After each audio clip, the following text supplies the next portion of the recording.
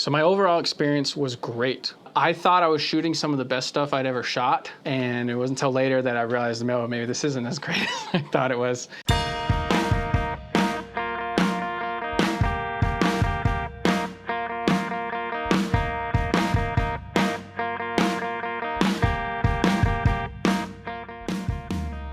Okay, I'm about to watch the final edited version of CHIRP, our little short film that we shot. It's been a long time since I've seen this.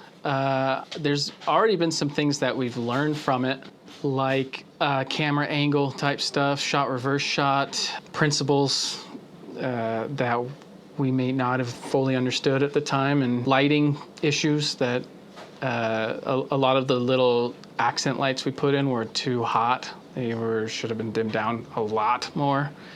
So we're gonna play through it and see what else I can see and see if we can't learn some more from it.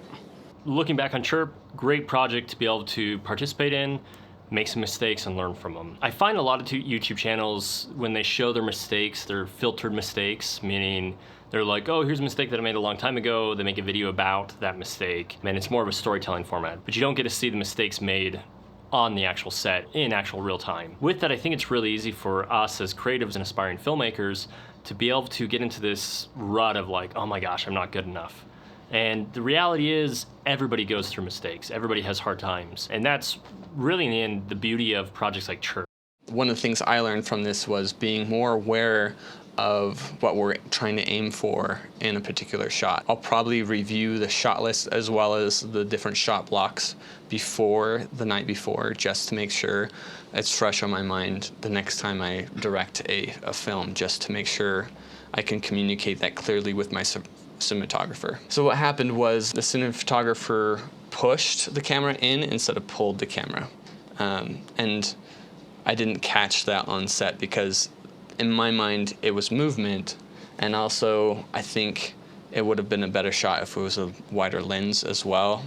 But like, I didn't communicate that and I didn't see it on set to change it. So because that shot didn't turn out right, we had to then work around it in post.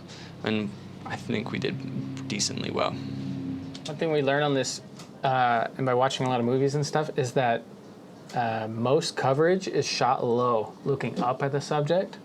And so here you can see that we're a little bit above her, and it just doesn't look as nice as the reverse, where we actually are a little bit lower than Sam here. It feels a lot better, a lot more. Okay. Wow. Twins. One problem we had is the dolly that we were on really couldn't have gotten any lower that I know of. Maybe Weston probably could have figured out a different way to do it, but now we have a new thing that's going to allow us to get much lower, even on the dolly. We noticed that after we had finished up CHIRP and we're now in the edit of it, that it just everything felt a little high. And once we started kind of bringing the camera down in subsequent tests, man, it just made such a huge difference of kind of making the audience feel more a part of it and making everything just feel more natural. When we're at the person's level on a 35mm lens, we're actually having to tilt down, which just kind of skews everything a bit and makes it feel kind of intimidating, just kind of off. And we realized once we pull the camera down to where almost like all the lines in the camera and the perspective just become absolutely straight, and basically the camera's just sitting parallel. And then what we found is we need to really just kind of jib up or jib down to basically keeping the camera plane to where all the lines are more or less straight up or down. And then we just kind of jib up or jib down, or tripod up, tripod down, until we match the head height that we want. But we're not really tilting for the head height or going up and down for the head height. You haven't seen this ugly duckling, you're not going to. Even here, I wish we were a little lower. You can definitely see where I'm having to tilt down with her. I would much prefer to be back down here by her shoulder. Playing pranks. Movement was good. You can definitely see a little wobble as we pull back, but I'm okay with that. Some people wouldn't be. I'm okay with it. And the new equipment that we're getting right now should eliminate most things. Jokes like that.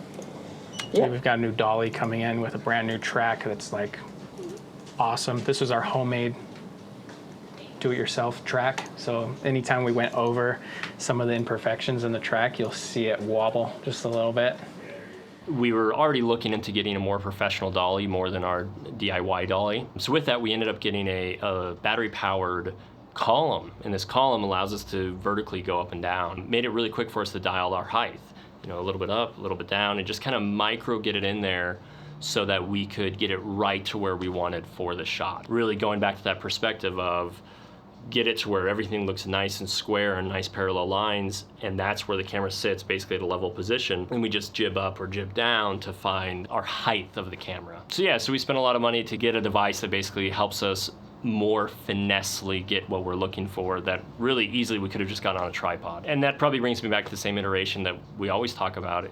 The equipment's not going to make anything better. So the column, this column was originally $8,200, so it's quite a hefty purchase. I mean, it's as big of a purchase as our cameras that we currently shoot with, or some of the lenses that we got. So it's a very large purchase. Is this going to automatically make our films look better? No. Is anybody going to notice? No, not really. We find equipment purchases should never be about the quality. They should be about how much more easily does this allow me to accomplish what I'm already accomplishing. With lighting, it's like we used our lights as much as we could. You know, we used our little homemade chicken heating lamp things from Home Depot as far as we could until we felt like it made sense for us to go to new lights. They didn't necessarily help us get better lighting. They helped us do the same lighting we were already doing, but more efficiently and more effectively. One of the final things that I learned while directing this film is on-set etiquette.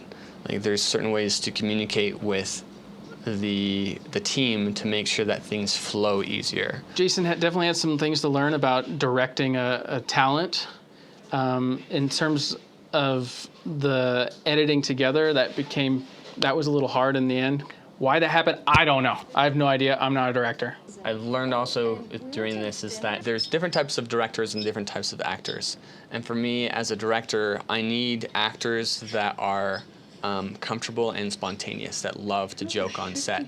I'm a very serious person as a director, and if my actors are also very serious and not like curious and playful and ready to explore, then it becomes very rigid. For me as a director, I need actors who get into the character and explore different ways of acting that scene. Looking back on CHIRP, great project to be able to participate in, make some mistakes and learn from them. You know, we put some money and some time into it, but the whole goal of it was making it a practice.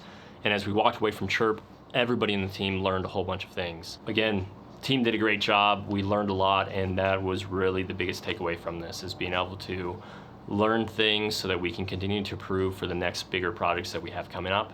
From this point on, I'm just going to be working as the assistant director for our full-length films and looking for my next opportunity to practice and direct another something. I have a handful of ideas in mind that